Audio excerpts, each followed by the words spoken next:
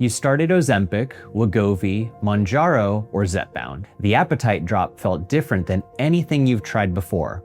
The scale moved, and for the first time in years, you felt like something was actually working. Then something shifted. Results slowed, and energy dropped. Maybe the cravings started creeping back, or the scale hasn't moved in weeks and you don't know why. Here's what most providers won't tell you. GLP-1 medications are very easy to misuse. Not in obvious ways, in quiet ways. And the difference between someone who transforms their metabolism on these medications and someone who plateaus, loses muscle, or regains everything later usually comes down to a handful of mistakes they never knew they were making.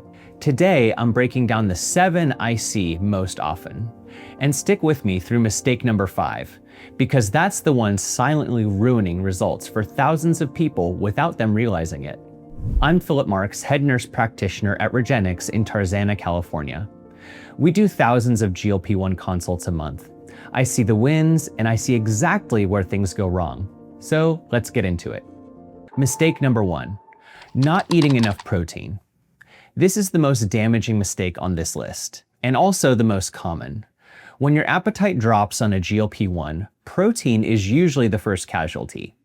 You're eating less overall, so naturally you're eating less of everything, including the one nutrient your body needs most right now. Here's what happens when protein drops too low.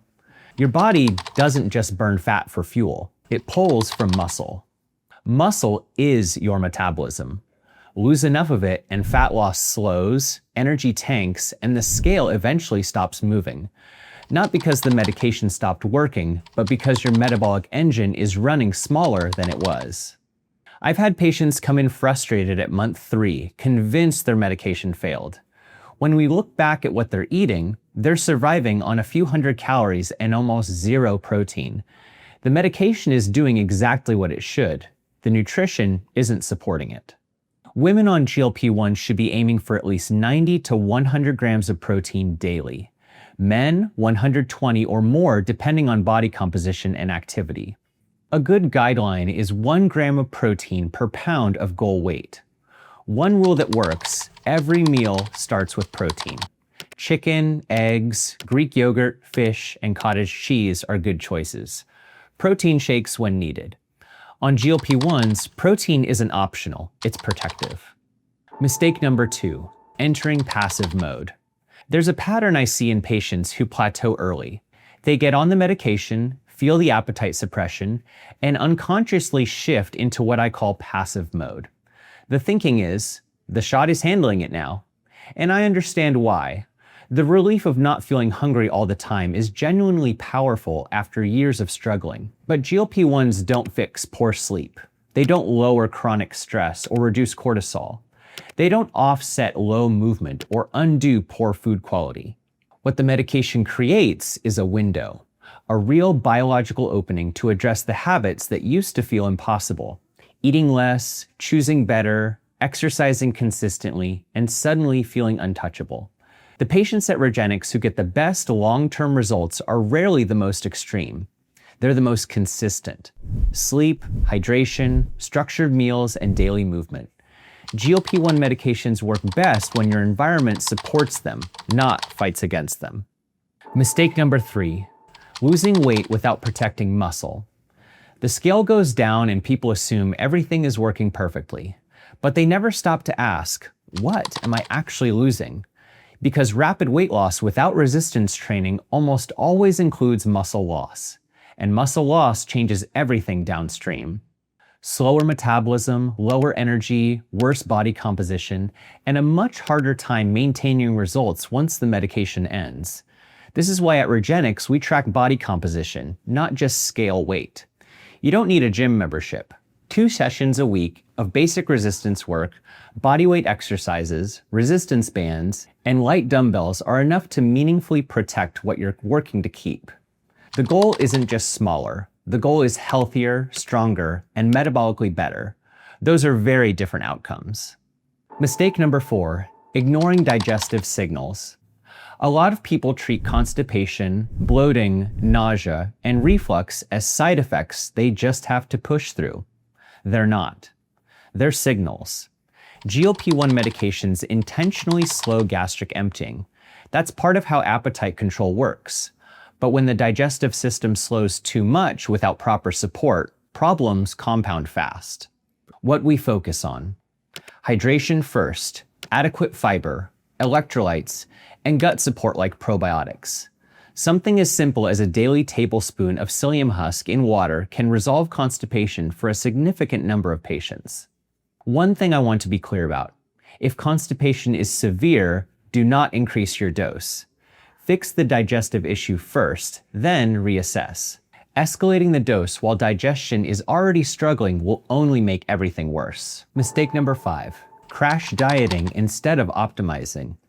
This is the quiet metabolism killer, and it's one of the primary reasons people regain weight after stopping. GLP-1 medications reduce hunger dramatically. Some patients take that too far. They end up eating 700 to 800 calories a day. At first, the scale moves fast, but the body adapts. Energy crashes, muscle drops, hormones shift, metabolism slows, and fat loss becomes progressively harder the longer this continues. I've seen patients stuck in this pattern for months, convinced they need a higher dose because results slowed. They don't need more medication, they need more food, specifically more protein and more structure. Starvation is not the goal, optimization is. At Regenics, we focus on controlled, structured fat loss, enough of a deficit to drive results, and enough nutrition to protect muscle and metabolism.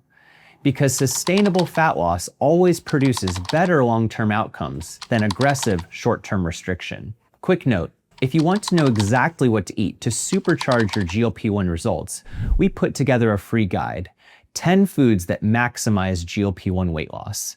Link is in the description. Grab it now. Mistake number 6: stopping without a plan. This one undoes everything. Someone loses 30, 40 pounds, feels incredible, decides they're done with the medication, and stops abruptly. 6 months later, the weight is back. It happens constantly, and it's not a willpower failure, it's biology. Appetite regulation changes when the medication stops. Food noise returns. The underlying metabolic conditions that made weight loss difficult in the first place didn't disappear. They were being managed. The patients who maintain their results long-term use the GLP-1 phase to build something real underneath the medication. Better muscle mass, better nutrition habits, and better routines. So when they taper off, there's an actual foundation supporting the results. If you're thinking about stopping treatment, that's a conversation to have with your provider, not a decision you make on your own. A proper transition plan changes the outcomes completely. Mistake number 7: never looking beneath the surface. The scale doesn't tell the full story. It never has. At Regenics, we regularly see patients doing everything right. Protein is dialed in, they're training, eating well, and still struggling.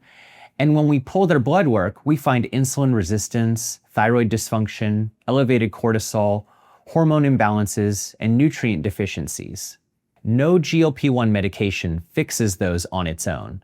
This is where real optimization happens. When you understand what's actually going on underneath, hormonally, metabolically, and systemically, you can fine-tune dosing, nutrition, hormones, and supplementation in ways that generic treatment never reaches.